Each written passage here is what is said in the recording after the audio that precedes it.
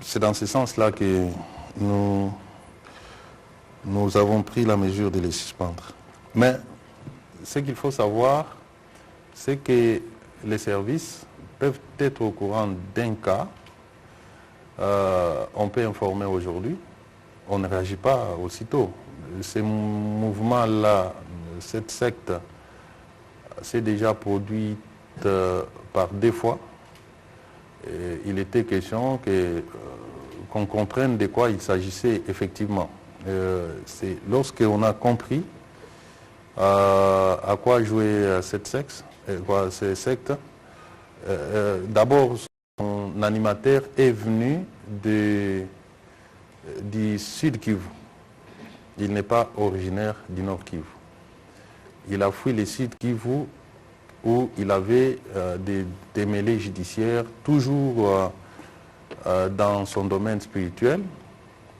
Il est allé à Goma s'installer. Il a commencé à recruter surtout des jeunes qu'il a endoctrinés à sa vie, tant à dire que Dieu veut qu'on instaure un royaume en République démocratique du Congo, lequel royaume va s'étendre jusque dans l'ensemble de l'Afrique, et que cela devait partir des Goma, justement là où sont implantés les bureaux de la MONUSCO, et qu'il fallait ériger un monument de Lumumba à cet endroit-là, et que tout devait partir par là.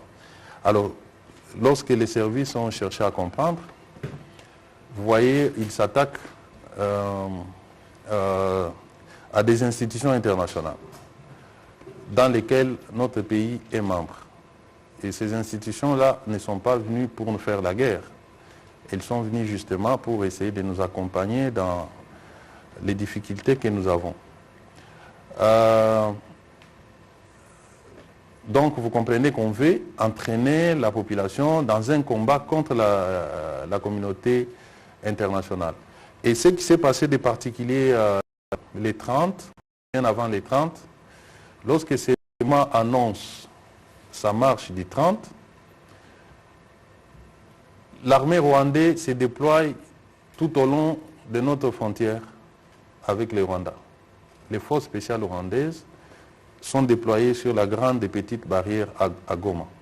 Ce qui a davantage motivé nos services à monter les niveaux de vigilance. Alors, comment est-ce que cette unité qui était en contact avec la population et qui a occasionné les incidents que nous déplorons est arrivée là-bas? C'était justement pour prévenir contre les mouvements que nous avons observés du côté rwandais. Nous avons aussi sorti nos unités d'élite pour non pas s'attaquer à la population civile, mais pour justement faire une marche de dissuasion et lancer à l'attention de l'alerte, à l'attention face aux velléités des Rwandais, leur dire que nous sommes prêts au cas où vous oserez traverser les frontières. Malheureusement, pendant qu'ils marchaient, un policier a été kidnappé par les membres de la dite secte et alertés, ils ont pensé aller récupérer les policiers qui étaient entre les mains de la secte. C'est là, une fois arrivé, où on a trouvé, il y a des images qui existent, si vous n'en avez pas, je peux mettre à votre disposition. Ils ont trouvé des gens armés en armes blanches, des bâtons, des lance-pierres, et une discussion vive s'est engagée pendant qu'il y avait des négociations, puisque l'armée est allée d'abord négocier. Et pendant les négociations, on a tenté d'arracher l'arme à un militaire qui n'a pas su se maîtriser, qui s'est mis à tirer. Donc voilà comment les faits se sont déroulés. Il y a eu des failles sécuritaires, effectivement, c'est ce qui justifie la suspension de certains responsables, notamment policiers. Voilà, merci monsieur le vice-premier ministre pour ces précisions.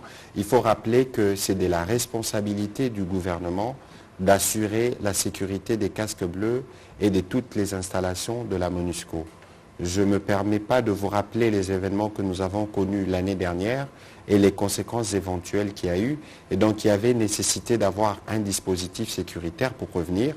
Mais hélas, il y a eu ce qui s'est passé et pour les raisons pour lesquelles le vice-premier ministre les a si bien expliquées. Alors, à votre deuxième question sur le renouvellement du mandat de la force régionale, il y avait hier au Kenya, ou ces 2 derniers jours au Kenya, un sommet sur les climats. C'était le premier d'ailleurs sommet consacré à la question du climat qui réunissait les chefs d'État africains et la République démocratique du Congo y a pris part notamment avec le Premier ministre Sama Lukonde. Et il y a eu, comme l'occasion faisant les larrons, il y a eu l'initiative qui a été prise, je pense, par le président burundais qui dirige la communauté de l'Afrique de l'Est pour le moment, pour qu'il y ait cette forme de discussion de haut niveau sur la situation dans l'Est de la RDC. Il y avait justement la question pendante du renouvellement du mandat qui expirait le 8. Elle est pendante parce que nous avons des discussions qui n'ont pas encore été conclues avec l'EAC, notamment sur certaines dispositions du SOFA. Il y a un article du SOFA qui ne précise pas les modalités de retrait, de la force régionale, mais aussi sa durée sur laquelle le gouvernement est encore en train de travailler avec l'EAC. Donc il y a une réunion, un conseil de ministres qui était prévu pour entériner ces dispositions avant de pouvoir disposer. Mais parce que la réunion n'a pas encore eu lieu et que la réunion devrait normalement avoir lieu d'ici la fin du mois, on ne pouvait pas laisser les troupes de ces pays être en République démocratique du Congo sans mandat. Et donc il y avait un besoin de couvrir, mais je pense que les discussions qui se feront en fin de mois pourront nous fixer de manière claire sur les sujets. Peut-être que nous pourrons revenir là-dessus avec le vice-premier ministre, ministre des Affaires étrangères, qui a accompagné le Premier ministre dans ces réunions où il a représenté le président de la République. On va prendre la question de Paul Lorgeret.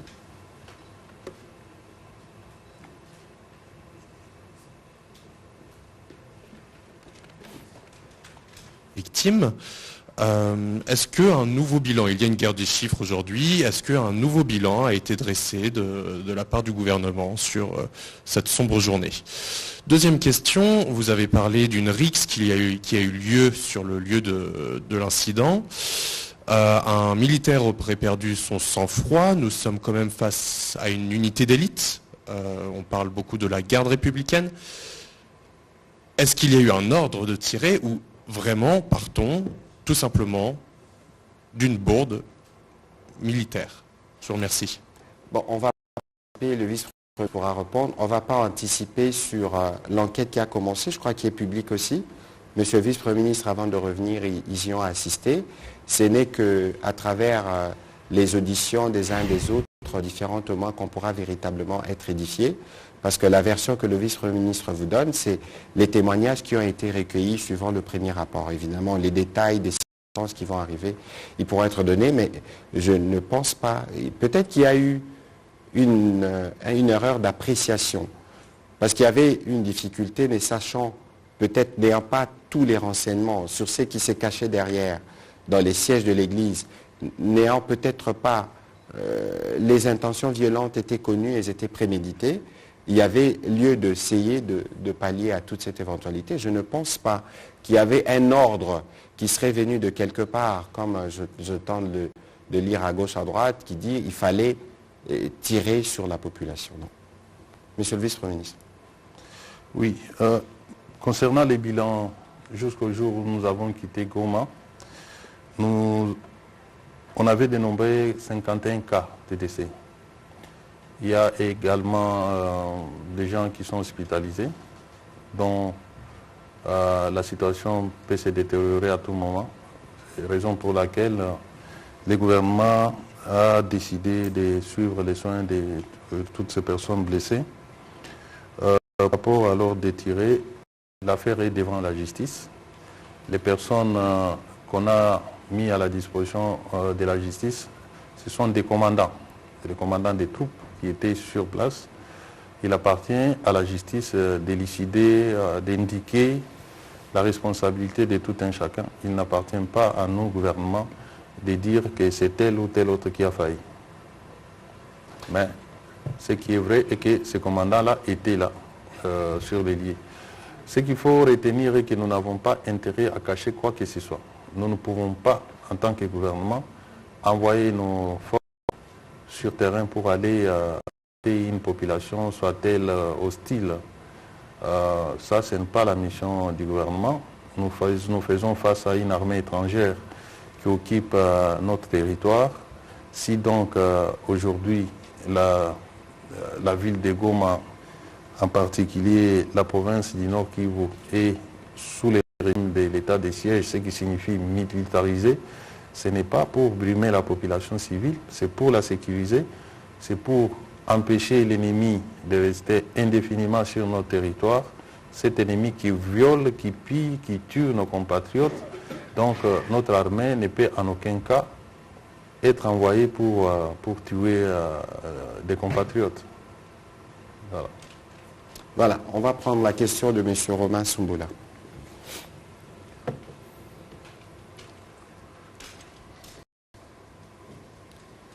Excellence, mes deux questions sont destinées au vice-premier ministre. Excellence, généralement, il est connu que quand il y a des mouvements de manifestations publiques, c'est la police à qui est dévolue la mission de maintien de l'ordre public. Mais là où les gens ne comprennent pas, c'est que l'armée puisse intervenir en ce moment-là. C'est là la grande difficulté. Peut-être que vous avez des explications supplémentaires pour que l'armée puisse venir intervenir pour maintenir l'ordre public. Qu'est-ce qui s'est passé pour que l'armée intervienne? Ma deuxième préoccupation, c'est de savoir, dans les préventions retenues contre les revenus, il y a le crime contre l'humanité. Est-ce que la CPI ne peut pas se saisir directement de cette prévention-là, étant donné que ça a une ampleur un peu internationale? Merci. Je commence par la dernière question. La CPI ne peut pas intervenir à ce stade, puisque la CPI, c'est une justice de complémentarité. C'est lorsque la justice nationale a failli ou n'a pas bien fait son travail que la CPI peut intervenir. C'est une justice de complémentarité, de subsidiarité. Nous en sommes encore à la justice nationale qui s'est saisie de l'affaire parce que dans notre délégation, il y avait également l'auditeur général des forces armées congolaises qui a assisté. Comme vous le savez, dans ses attributions, il peut se saisir de tout fait qu'il estime infractionnel et de déférer l'infracteur devant la justice. Donc, la CPI ne peut pas se saisir de ces cas, d'autant plus que dans notre arsenal interne, tous les faits qui ont été commis rentrent dans les cadres légaux que notre justice puisse statuer. Concernant votre première question, pourquoi l'armée et non la police, je crois l'avoir dit en introduction, comment l'armée s'est trouvée là-bas. Lorsque nous sommes arrivés, nous avons d'abord demandé, puisque c'était une journée annoncée qui devait y avoir la marche de ces mouvements,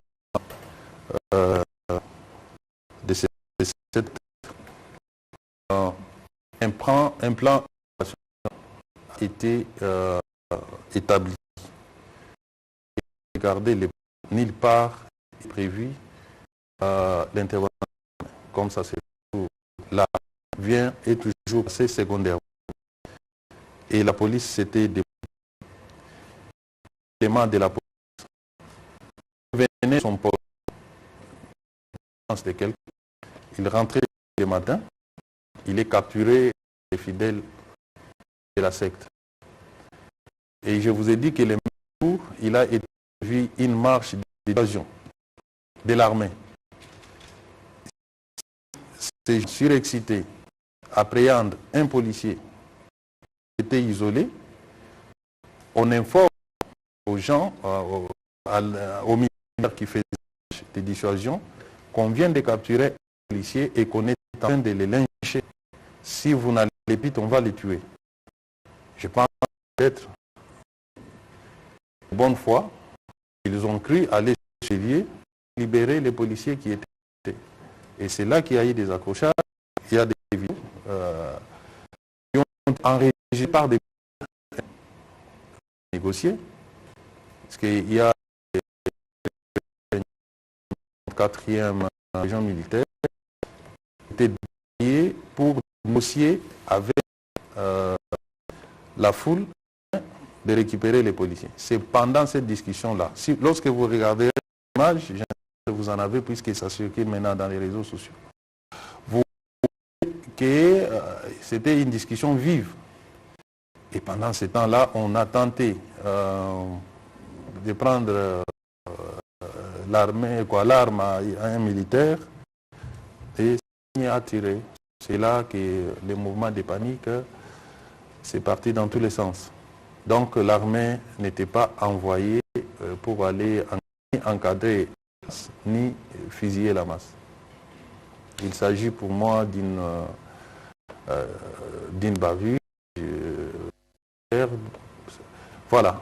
De toutes les façons, les responsabilités des uns et des autres doivent être rétablies. Voilà. Afin que les coupables soient châtiés. Voilà. On va prendre une question de Dominique Mukenza.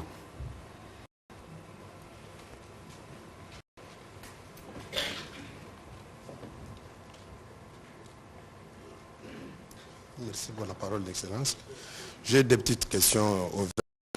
J'allais dire la première, elle serait, elle a déjà été répondue en partie.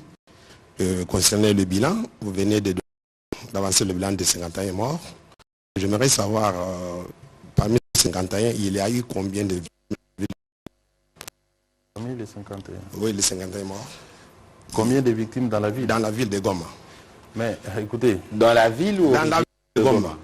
Bon, je crois qu'on a bien sa question puisque nous avons été préoccupés par un constat. Il y a eu 50 morts, c'est ce que nous avons appris. Nous avons demandé aux familles des victimes de venir s'enregistrer. Nous avons constaté que certains corps n'avaient pas de famille. Toujours dans la recherche de la vérité, on nous dira qu'il y a des gens qui sont venus d'ailleurs, qui sont venus passer nuit dans l'église afin de marcher ensemble les 30. Comme j'ai dit que messieurs, les gourous de cette église, venus d'ici de Kivu, les renseignements récoltés sur place, chaque fois qu'il a des manifestations à faire, il fait appel à des gens qui viennent soit d'ici de Kivu ou même de l'autre côté du Rwanda. Donc, on est en train d'appeler les familles à venir se manifester pour qu'on identifie les victimes à leurs familles pour organiser leurs obsèques. La deuxième préoccupation, ça paraît un peu bizarre. Le gouverneur militaire a rappelé à Kinshasa pour raison de consultation, notamment pour éclairer la lanterne des autorités, mais immédiatement, il est remplacé dans les opérations. Que s'est-il passé? On a remplacé personne dans les opérations. Vous savez, le gouverneur militaire a été nommé avec son vice, de sorte que toutes les fonctions qui étaient celles du gouverneur. J'ai vu de manière étonnée hier dans les réseaux sociaux partout dire que les chefs d'état-major adjoints seraient nommés vice-gouverneurs ou intérimaires. Quel est l'acte qu'il a nommé? Est-ce qu'il y a quelqu'un qui dispose d'un acte de nomination?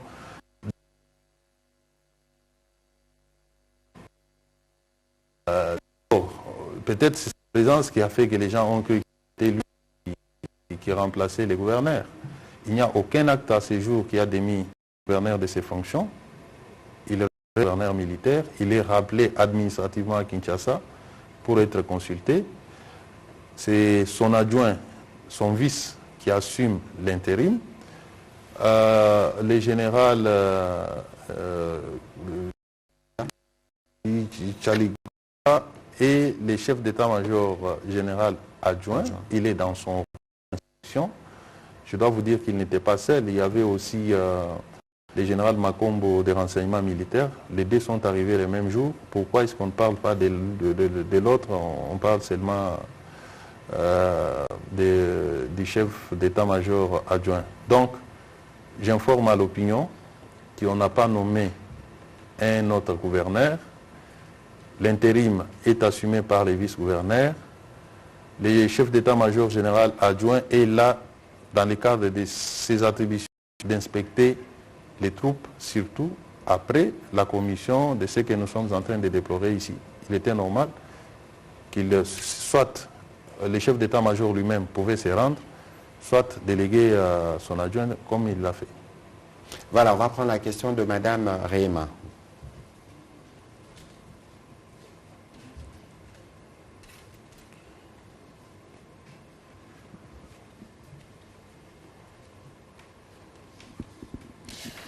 Merci beaucoup pour la question. Monsieur le vice-premier ministre, nous savons bien que ces genres d'événements créent une crise de confiance dans la population.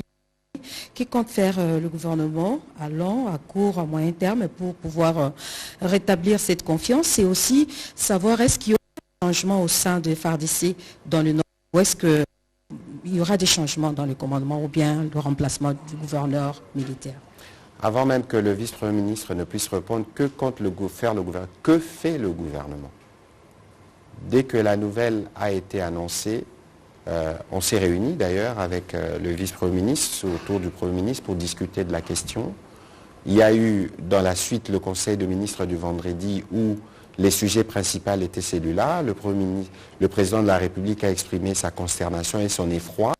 Et c'est pour ça que très rapidement, la délégation ministérielle est descendue sur place parce qu'il est hors de question, face à une telle situation, de ne pas intervenir immédiatement.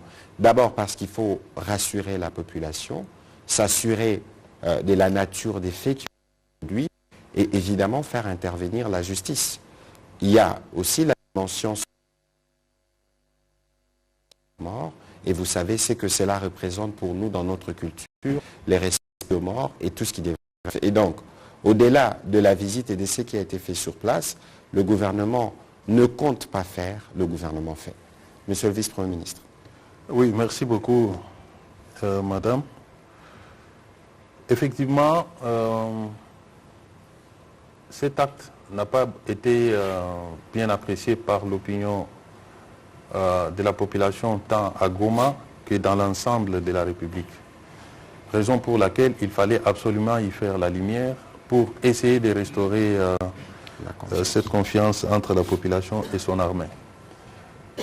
J'ai discuté avec des Goma, comme je venais de vous dire. Effectivement, j'avais senti la méfiance, mais les comptes rendus, puisque le rôle était aussi de les à la lumière des recueillis sur terrain, ce qui s'est passé aujourd'hui. Ils ont compris qu'il s'agissait des éléments de l'armée qui sont aujourd'hui de la justice.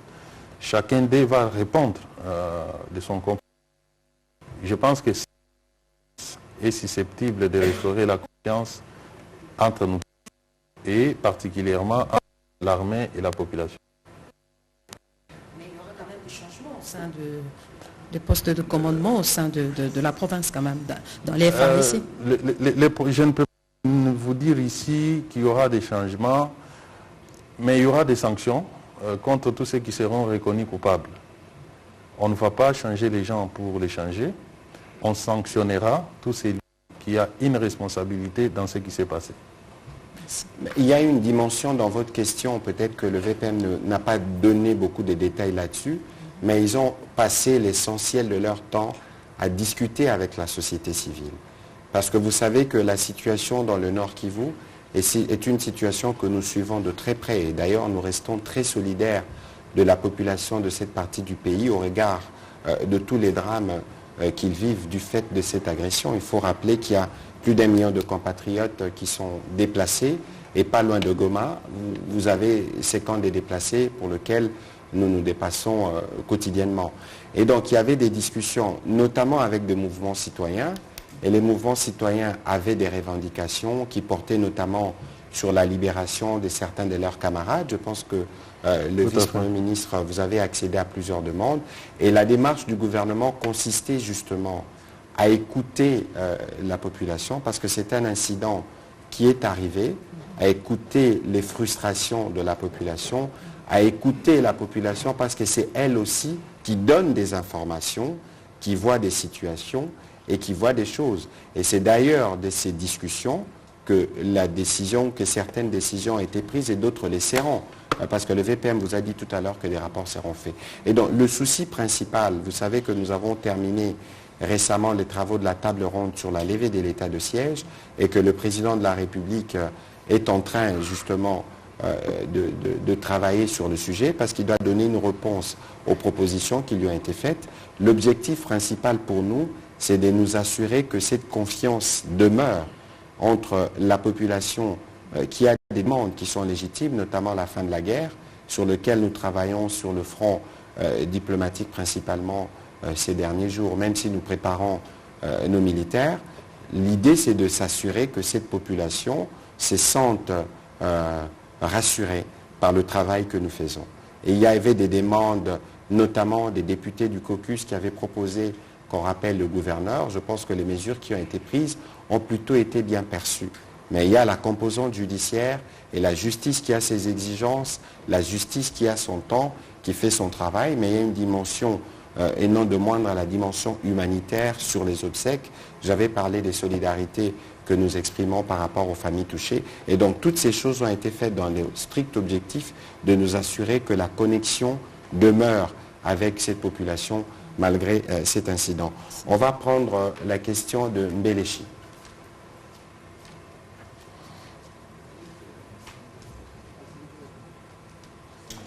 Il est de l'autre côté. On va prendre celle de Jacques Moulouba, puis de Marlon Kacham.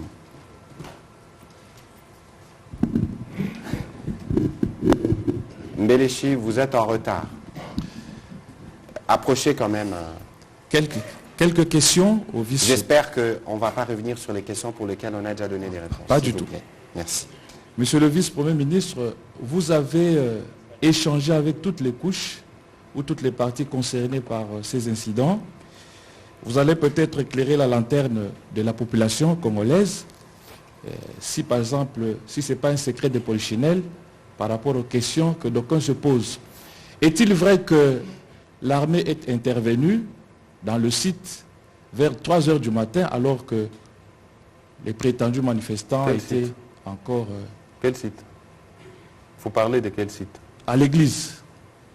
Il me semble que l'armée est intervenue vers 3 heures du matin pour aller rétablir l'ordre alors que les manifestants, s'il faut les appeler ainsi, étaient encore en train de dormir ou en train de se préparer pour l'activité du lendemain. Deuxième préoccupation, vous avez pris une série de mesures, peut-être conservatoires, notamment le rappel du gouverneur militaire, vous l'avez dit, la suppression des 2 policiers, la libération de quelques militants, la prise en charge de victimes. Suspension. La suspension, oui. Alors, la société civile locale estime que toutes ces mesures-là sont faibles et insuffisantes. Elle avait préféré que vous alliez plus loin, par exemple, le retrait simplement de cette unité d'élite de la province ou de la ville de Goma. Qu'est-ce que vous en dites? Et une question au ministre Mouyaya. Vous avez dit que le gouvernement est préoccupé par cette situation puisque lors du conseil du 1er septembre, la question a été abordée et le chef de l'État a délégué justement cette mission. Alors, par rapport au nombre de victimes, 51 morts, à quand le deuil national? Viendra ou viendra pas? Oui. L'armée n'est pas intervenue à 3 heures. L'armée est intervenue vers 6 heures. Bon. 6 heures que ces mouvements avaient commencé à barricader des routes. Et en ce moment-là, la police était déployée.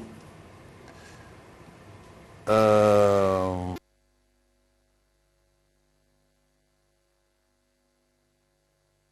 la secte, c'est lorsque ils vont capturer les policiers qui quittaient son poste. Comme je l'ai dit, que l'armée qui faisait la marche, l'armée, je répète, n'était pas destinée à aller s'interposer contre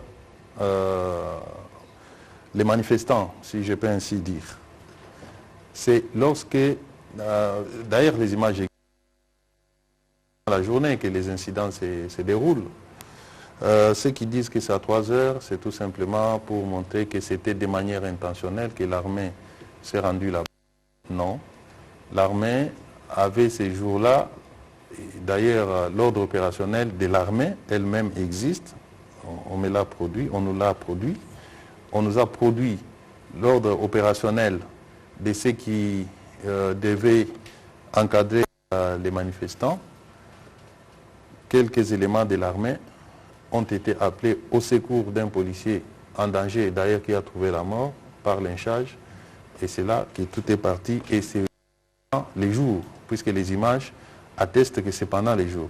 Vous devez avoir vu ces images-là. À 3 heures du matin. Nuit. Par rapport à la deuxième question, vous dites que la société civile souhaite le retrait de cette unité spéciale. Non. Avec de tous, c'est avec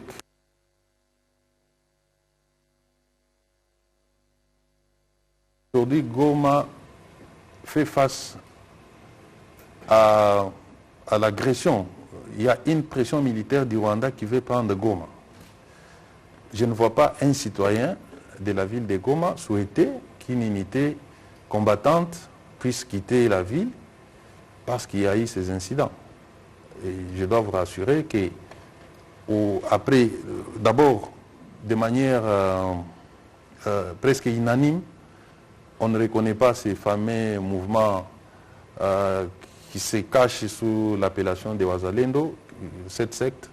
Tout le monde condamne, tout le monde dit l'avoir suspecté, et je n'ai pas entendu même une fois un membre de la société civile ou d'une autre sphère nous dire que nous ne voulons pas de cette unité de l'armée. Et pour répondre à la question que vous m'avez destinée, je crois qu'il faut faire la part des choses. Les provinces sous état de siège, le Nord Kivu et l'Ituri, les sont parce qu'il y avait des menaces sécuritaires.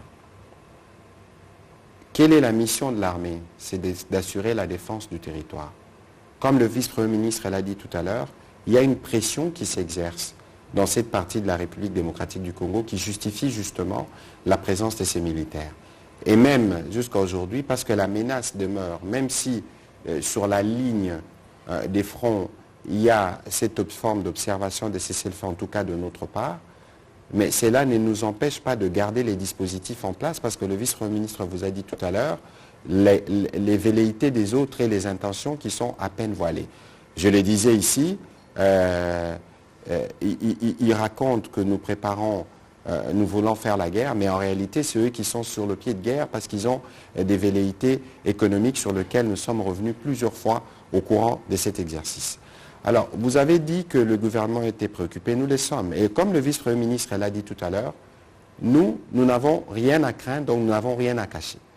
Nous faisons un exercice, y compris ces briefings, qui rentrent dans le cadre de la redevabilité et de la transparence, parce que nous devons la vérité aux Congolais qui nous ont donné le mandat que nous exerçons.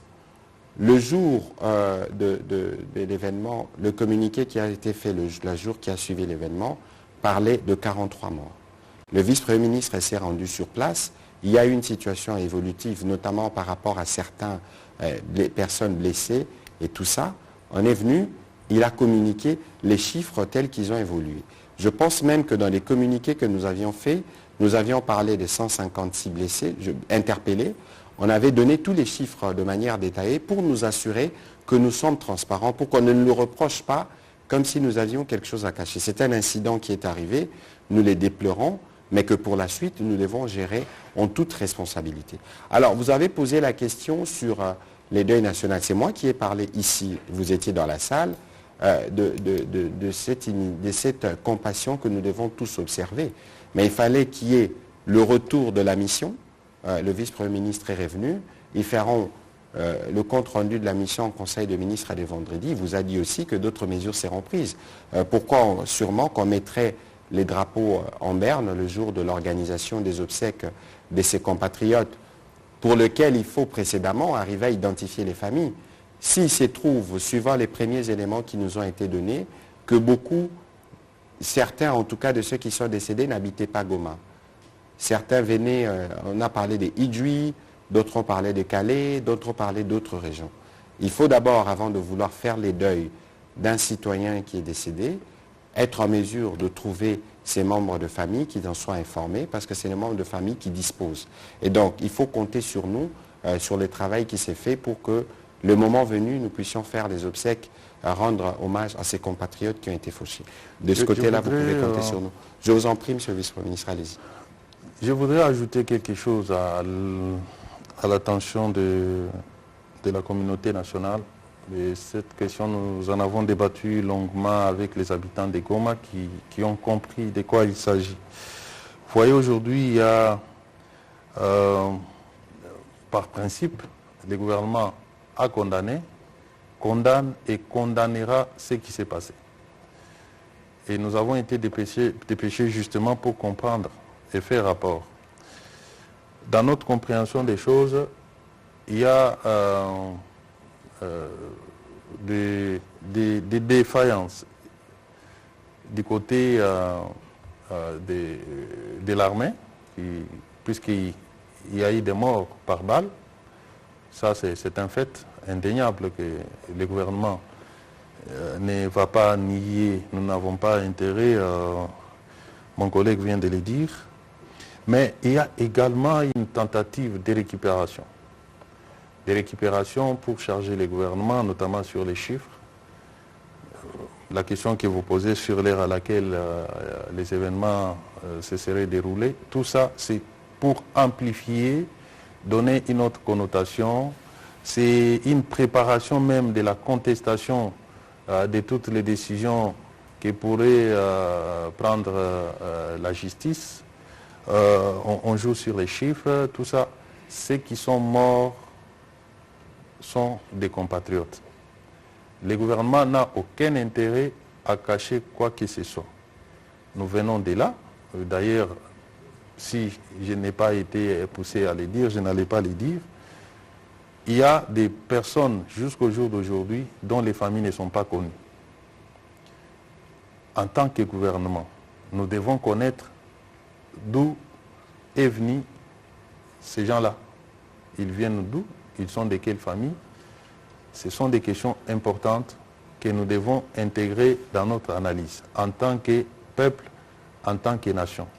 D'autant plus que dans cette partie de la République, nous faisons face à une agression rwandaise.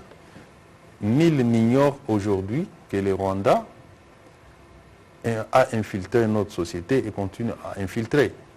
Nul n'ignore que le Rwanda a manipulé et continue à manipuler.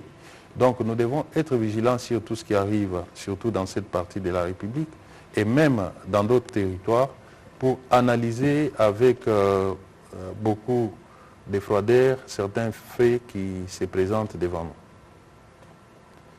Voilà. Voilà, on va prendre les 3 dernières questions en série parce que nous devons libérer l'antenne dans 5 minutes. On va prendre Mbelechi, Marlon Kachamou et Blaise Bokokia. Merci, monsieur le vice-ministre de l'Intérieur. Selon nos sources, il y a un problème de commandement au sein de l'armée au Nord Kivu. Il semblerait que l'opération a été effectuée par la garde, l'unité spéciale, sans que le gouverneur militaire ne soit au courant. Il semblerait que lors de ces revenus de Kinshasa, une autre question... Vous revenez sur des questions pour lesquelles on a déjà donné des réponses. Quel parallélisme entre... parce qu'on dit à Goma, il n'y a pas de deuil. Le deuil se tient plus au sud Kivu. Quel parallélisme faites-vous entre ces situations? Les Ouazalais seraient venus du sud Kivu qui ont été tués à Goma, ou vous venez d'effectuer votre enquête? Dites-nous réellement ce qui s'était passé. Je crois que le vice-premier ministre... Sauf si vous souhaitez que je dise autre chose que ce que j'ai dit. J'ai voulu être le plus franc possible parce que nous n'avons pas à cacher. Je vous ai expliqué que les événements, il y a une manifestation qui était prévue pour les 30. Avant les 30, on a observé les déploiements. Ce que j'ai dit est vérifiable. J'ai dit ici qu'avant les 30, on a constaté les déploiements des forces spéciales rwandaises à la grande et petite barrière, donc le long de nos frontières, en prévision d'une marche annoncée par une secte qui est supposée être congolaise. Mais le Rwanda prend des dispositions à ses frontières. Laquelle marche est dirigée spécialement contre des structures de la communauté internationale. On devait prendre ça au sérieux. 2. L'armée est sortie. Pourquoi? J'ai expliqué qu'il s'agissait d'une marche de dissuasion. C'est normal, c'est stratégique. Comme cela a été fait à Kinshasa. Comme cela a été fait à Kinshasa d'ailleurs. C'était un message qu'on lançait aussi de l'autre côté. J'ai expliqué en troisième lieu que malheureusement, la secte a capturé un membre de la police nationale congolaise qu'elle a ramené dans son église et que les militaires qui étaient en train de faire la marche de dissuasion ont été informés qu'on venait de ravir un policier. Ils sont allés justement pour aller chercher les policiers qui étaient capturés par les membres de cette secte et à l'occasion, il y a eu des dérapages que nous déplorons. C'est ça les faits. L'ordre venu de Kinshasa, c'est la justice qui l'établira si l'ordre est effectivement venu de Kinshasa. On le saura. Le procès est public. Il a commencé hier. Je pense que ça se poursuit aujourd'hui. À l'issue du procès, toute la lumière sera faite, d'autant plus que de part et d'autre, il y a des avocats pour aider à l'éclatement de la vérité. Si vous ne voulez pas me croire et que vous avez votre vérité à vous, dites-le à la population. Vous êtes libre de le faire. On va prendre Marlon Kachamou. Blaise Boko qui allez-y, on va prendre la série pour répondre en une fois. Bonsoir Excellence. J'ai deux petites questions. La première question, c'est pour le vice-premier ministre de l'Intérieur. Le gouverneur militaire a été rappelé à Kinshasa avec deux autres officiers. Et pourquoi vous, les vice-premiers ministres de l'Intérieur, vous ne démissionnez pas, vous et le vice-premier ministre de la Défense, Jean-Pierre Bemba? Parce que quand on vous a suivi, vous semblez ne pas maîtriser la situation et aujourd'hui vous donnez l'impression de subir les événements en lieu et place de les prévenir. Une autre question, ministre de la Communication et Médias, ça concerne les transports à Kinshasa. Pourquoi vous ne ramenez pas ici M. Ngobila, mais également le ministre des Transports? Parce qu'aujourd'hui, la grille tarifaire à Kinshasa n'est pas respectée.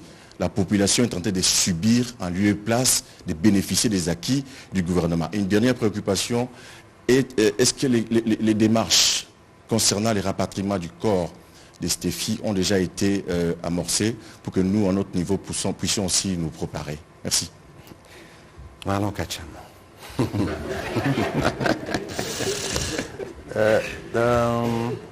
Vous demandez ma démission parce que je serais en train de subir des événements? Non. Nous ne subissons pas des événements. Nous sommes devant un cas fortuit, un cas qui est arrivé, qui n'a pas été préparé, un dérapage... et qui arrive partout, hein, on voit qui arrive, voilà. Donc, je démissionnerai lorsque je me sentirai responsable d'un fait que j'aurais évité, que j'aurais dû éviter et que je n'ai pas fait. Les explications sont tellement claires qu'il est difficile aujourd'hui de sur les lieux où les faits se sont commis. Voilà, alors la question que vous me posez en réalité, vous devez la poser au vice-premier ministre. Je crois que la question aurait été d'ailleurs plus intéressante pour lui que lui demander ce que vous avez demandé au départ, parce que nous parlions justement avec les gouverneurs de la ville avant ces briefings sur le transport à Kinshasa. Peut-être que le vice-premier ministre qui a dans son portefeuille la gestion notamment des relations avec les gouverneurs, peut nous dire un mot, parce que monsieur le vice-premier ministre, les embouteillages dans la ville, c'est exécrable. Oui, comme vous l'avez dit, avant d'entrer dans cette salle, j'ai appelé en présence de mon collègue, le gouverneur de la ville, pour lui demander de prendre ses problèmes à bras le corps.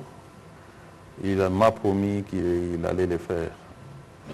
C'est ça mon rôle, c'est d'intervenir dans des situations comme ça, d'essayer de... Vous savez, j'interviens de temps à autre dans la régulation de la circulation, ce qui me vaut parfois la critique de mes compatriotes. Ça veut dire que moi, je prêche par l'exemple. Ce n'est pas normalement mon rôle de me mettre sur les rues en train de réguler, mais je vais lancer un message à ceux qui sont commis à cette tâche de le faire et de le faire bien. Nous sommes en train d'y travailler. À mon niveau, j'y travaille, mais j'essaye aussi de bousculer le gouverneur pour qu'il fasse sa part, puisque en réalité, c'est lui qui a la charge de la gestion de la ville.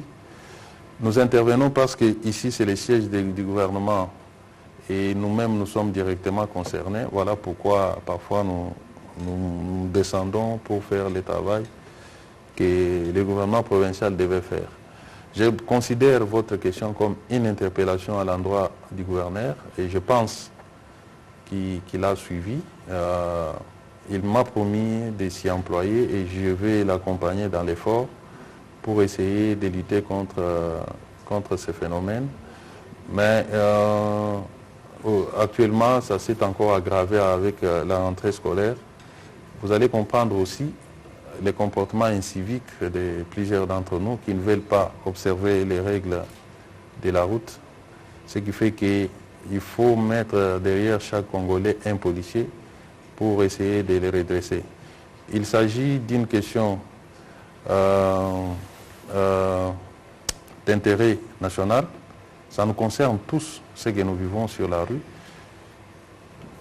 Je pense qu'un jour, je vous attraperai vous-même qui vous préoccupez de cette question en train de marcher contre les codes de la route. Ça, je vous promets que je vous attraperai un jour parce que la plupart des gens ne veulent pas respecter les codes de la route et lorsque ça bloque, on rejette la responsabilité sur la police, sur les gouvernements. Donc, nous devons comprendre que c'est notre vie. Nous ne devons pas la pourrir. Nous sommes en train de nous pourrir la vie nous-mêmes. Et lorsque nous nous pourrissons la vie, et puis nous disons, ben, ce n'est pas de notre faute, c'est de la faute de l'autre. Et l'autre ici, c'est le gouvernement. Et si le gouvernement doit placer les policiers, comme je l'ai dit, avec fouet, on va crier aux violations des droits de l'homme, alors que les Congolais, pour comprendre parfois, il faut un peu fouetter. Hein. Si nous nous mettons d'accord sur les principes, qu'il n'y ait pas des gens qui dénoncent les fouets, je pense que tout de suite nous allons régler cette affaire des embouteillages, qui est l'effet de nous tous. Ce n'est pas l'effet de la police, ce n'est pas l'effet du gouvernement. Le gouvernement n'a jamais envoyé des gens faire ces désordres sur la route. Voilà. D'ailleurs, ce soir, j'ai assisté à lorsque vous parliez avec les commandants de la police pour prendre des dispositions dans certains points chauds et dégager la circulation. J'espère que demain matin, ça le sera aussi et que les dispositifs qui accompagnent la rentrée scolaire se mettront véritablement en place. Alors, on est à l'heure du journal. Il y a 2 journalistes de la RTNC qui veulent prendre la parole. Vous prendrez la responsabilité du retard de JT. Posez une question chacun de vous, Blaise Bokokia et Oscar Mbal, s'il vous plaît, et nous pourrons vous répondre. Question... Rapidement alors. Mais pas une question déjà posée, s'il vous plaît. Non, pas du tout. Merci, Excellence. Question posée au vice-premier ministre en charge de l'Intérieur. Au regard de cette boucherie humaine qu'on a constatée dans la ville de Goma, le gouverneur militaire est rappelé en consultation à Kinshasa. Quelle est sa part de responsabilité? Cette consultation prendra combien de temps? Deuxième question... C'était une question. Pardon? C'était une question. Oh là là. Okay. Oscar Mbal, venez poser votre question, s'il vous plaît. Mais laissez-les poser la dernière, s'il vous plaît. Il prendra la responsabilité du retard. Il est déjà responsable. Excellence, monsieur le vice-premier ministre, je voudrais savoir si Ouazalendo a une personnalité juridique et que sa marche aurait été autorisée par les autorités de la province parce qu'il y a un malentendu qui persiste. Nous sommes dans un régime d'autorisation. Signifie tout simplement patriote. Ce sont des jeunes gens qui s'organisent pour résister contre l'agression rwandaise. Et que cette secte n'a rien à voir avec. Qu'elle ait une personnalité juridique ou pas, l'état de siège interdit toute manifestation publique de cette ampleur-là. Rien qu'avec ça, on devait clore le débat. Ils ont marché contre la loi. Ils sont à la base de ce qui s'est passé, ce que vous appelez boucherie humaine. Pour cela, ils doivent aussi être jugés autant que des militaires qui ont dérapé. C'est ce qu'on appelle aussi l'état des droits et la justice. Par rapport à la responsabilité du gouverneur, il y a certainement une responsabilité politique, administrative, pour laquelle il est appelé ici. La durée, je ne sais pas encore. C'est à l'issue des consultations qu'une décision sera prise vis-à-vis du gouverneur militaire. Voilà. Oscar Mbal.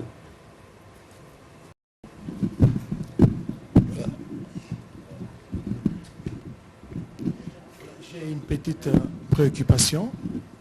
Les procès en flagrance a commencé à Goma. Des officiers militaires et même ceux de la police sont en train de comparaître. Mais d'après mes sources, j'ai contacté mes sources à Goma et vous voir des plus hauts gradés de l'armée, tout comme de la police, comparaître parce que l'ordre vient souvent d'en haut. En pareille circonstance, c'est souvent, entre guillemets, passez-moi les termes, des minables policiers ou militaires qui sont souvent condamnés et les plus hauts gradés et se promènent librement. Peut-être une précision, détail par rapport au rappel du gouverneur militaire ici à Kinshasa. Au lendemain du carnage, le gouvernement central, le chef de l'État a dépêché la mission gouvernementale. Pourquoi ne pas avoir consulté le gouverneur sur place et les ramener à Kinshasa? Qu'est-ce qui se cache derrière? Merci. Écoutez, je crois qu'il faut qu'on évite la confusion. Parce que je vois que, d'abord, il y a toujours une très mauvaise interprétation de ce que nous disons. Parce que, par exemple, j'ai vu des réactions quand on a sorti le premier communiqué de certains laboratoires, parce qu'il y a visiblement une récupération politique qui est faite sur des cas, des incidents qui peuvent arriver. Lorsque un militaire américain prend son fusil et tue une dizaine de personnes dans un camp ou dans une école, je n'entends pas des gens dire, en tout cas nous suivons CNN, les médias américains, dire qu'il a reçu un ordre quelconque pour un cas de dérapage. Et pour ces cas précis, lorsque nous avions fait, nous, le premier communiqué, nous avions dit que justice devrait être faite. Lorsqu'il y a un policier qui est lapidé, lorsqu'il y a des intentions qui ont été clairement exprimées, à travers notamment d'une radio sur les lieux, lorsque la manifestation qui n'était pas autorisée, parce que nous sommes sous un régime d'état de siège, lorsqu'il y a des cas comme ceux-là, il y a besoin d'une intervention. Et lorsqu'il y a dérapage, sûrement parce que l'officier ou ceux qui intervenaient n'avaient pas totalement bien apprécié les événements. Et donc, en ce moment-là, le commandant ou celui qui est sur le lieu, peut-être n'a-t-il pas eu le réflexe de se référer à son autorité. Pour le reste, on a un procès, les militaires sont des spécialistes, l'auditeur général était sur place, on pourra édifier.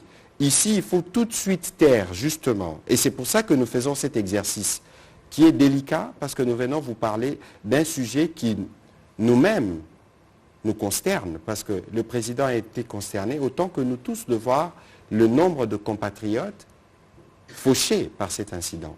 Et lorsque nous venons faire un exercice de transparence sur le sujet, je pense que c'est inédit, c'est des choses que nous ne voyons pas par les passés dans ce pays. Et donc, si nous les faisons, c'est justement pour éviter que tous ces mauvais laboratoires qui veulent voir les Noirs, qui veulent voir, et c'est dans ces mêmes ordres d'ailleurs qu'il y a eu ce que nous avions dénoncé hier sur les fameux faux rapports qu'on a voulu attribuer à l'ANR sur la mort de notre collègue Chérubin. C'est pour ça que nous faisons ces exercices de redevabilité, pour que nous puissions tous être au même diapason, pour les bien-pensants, comme le disait Nicolas Kazadi, ou pour les personnes de bonne foi. Donc ici, il faut que les esprits restent dans le cadre. Quel aurait été l'intérêt du gouvernement central de donner un tel ordre, alors que notre préoccupation première aujourd'hui, c'est de voir comment nos compatriotes déplacés retournent chez eux, c'est de voir comment ceux qui n'ont pas pu s'enrôler s'enrôlent pour voter. Comment vous voulez croire qu'un gouvernement qui veut travailler pour régler les problèmes de population donne des ordres pour que certaines personnes de cette population puissent connaître la mort dans des conditions effroyables? Donc il faut considérer que c'est un incident qui est arrivé parce qu'il y a eu déficit d'appréciation pour lequel on tire des conséquences. Nous avions dit que justice sera faite à tout prix. On avait demandé à toutes les autorités de prêter contribution à la démarche qui est en cours. Je pense qu'il faut faire confiance à la justice pour la manifestation de la vérité, et je pense que c'est ça qui va tous nous édifier. Monsieur le vice-premier ministre.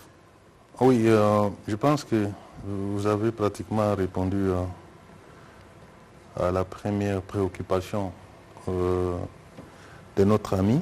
Je comprends en posant cette question, vous réfléchissez comme tous ceux qui pensent qu'il y aura certainement manipulation de la justice et que la vérité ne sera pas dite. Je dois vous rassurer et rassurer à l'opinion, tant nationale qu'internationale, que nous avons besoin de la vérité tout autant que nous recherchons la vérité dans les dossiers Chérubin. En dépit de tout ce qu'on raconte, nous avons fait associer, excusez-moi d'ouvrir une brèche par rapport au dossier Chérubin. Le gouvernement de la République a sollicité officiellement à certains pays amis d'envoyer leurs experts afin que nous puissions connaître ce qui s'est passé avec la mort de Chérubin. Pour un gouvernement qui veut cacher la vérité, on ne peut pas aller dans cette démarche-là. Les experts sud-africains sont venus en des vagues, des plus hauts, disons, des gens qui ont une réputation en matière d'enquête, sont venus dans ces pays mener des enquêtes autour de la mort de Chérubin. Le président de la République avait sollicité du Premier ministre belge pour qu'on envoie un expert. On avait envoyé une dame qui a séjourné ici, qui j'espère elle va aussi donner les conclusions de ces enquêtes. Nous avons écrit à l'ambassadrice américaine qui nous avait promis d'envoyer aussi des experts américains.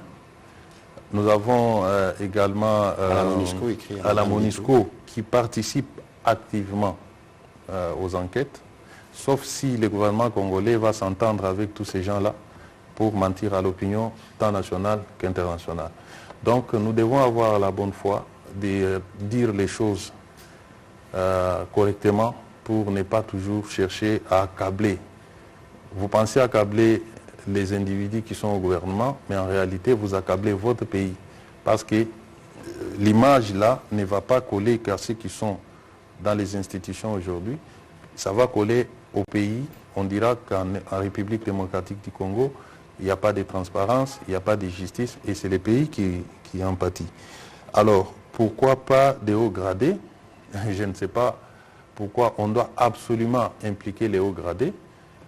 Le commandant de la brigade en question, c'est un colonel Foul, c'est quand même un haut gradé, c'est le numéro 1 de cette unité de l'armée dans la province du Nord Kivu. De sorte que c'est lui qui est bien placé pour dire d'où était venu l'ordre. Il est devant la justice, poursuivi pour crimes contre l'humanité. Je pense que c'est les lieux où il pourra dire la vérité, qui lui a donné l'ordre. Il faut laisser la justice faire son travail. Comme le dit mon collègue, nous devrions d'ailleurs nous taire du moment où la justice a été activée. Mais par souci de redevabilité, nous avons accepté de nous prêter à ce jeu non pas pour... si je me mets aujourd'hui à vous dire, il n'y a aucun haut gradé qui est concerné, on va dire, ah voilà, il va orienter la justice. Si je dis, telle personne a ça, je vais me mettre à la place de la justice avant même la décision judiciaire. Je vous ai donné les faits tels que ça s'est déroulé. Les restes, on laisse à la justice déterminer la responsabilité d'un chacun. Pourquoi avoir rappelé les gouverneurs à Kinshasa et non pas à Goma? Je vous ai dit qu'il y a des raisons d'ordre politique et administratif. Je ne vais pas en dire plus. Voilà, c'est sur ces mots que nous allons, Monsieur le Vice-Premier ministre, terminer cet exercice, sauf si vous avez un petit mot de la fin.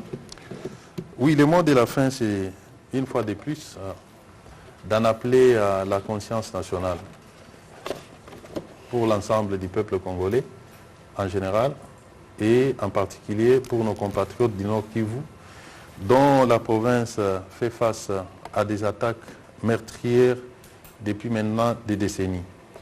L'ennemi tente de nous dresser, de nous opposer entre nous. Il est vrai qu'il y a eu des dérapages. Il y a lieu de considérer qu'il s'agit des dérapages de quelques éléments de l'armée qui sont en train d'être jugés. La population doit continuer à faire confiance en l'armée et en notre justice également qui est en train de se pencher sur la question. Le gouvernement est plus que déterminé pour faire éclater la vérité parce que nous n'avons pas besoin de cacher quoi que ce soit. C'est ça qui caractérise et caractérisera toujours le gouvernement sous le règne de Félix Tshisekedi, c'est dire des vérités puisque c'est la vérité qui élève une nation. Voilà. Voilà. Merci beaucoup, Monsieur le Vice-Premier ministre, pour vos mots. Nous aurons sûrement l'occasion de reparler du sujet parce que ça fera l'objet des points que le Vice-Premier ministre abordera au Conseil de ministres de vendredi. Ce soir, nous avons voulu répondre justement à ces devoirs de transparence et d'information pour éviter justement que la manipulation ne puisse semer les doutes dans la tête des Congolais, particulièrement de population de Goma, avec qui nous sommes très solidaires à la suite de ces drames, mais aussi à la suite de toutes les situations qui sont vécues là-bas.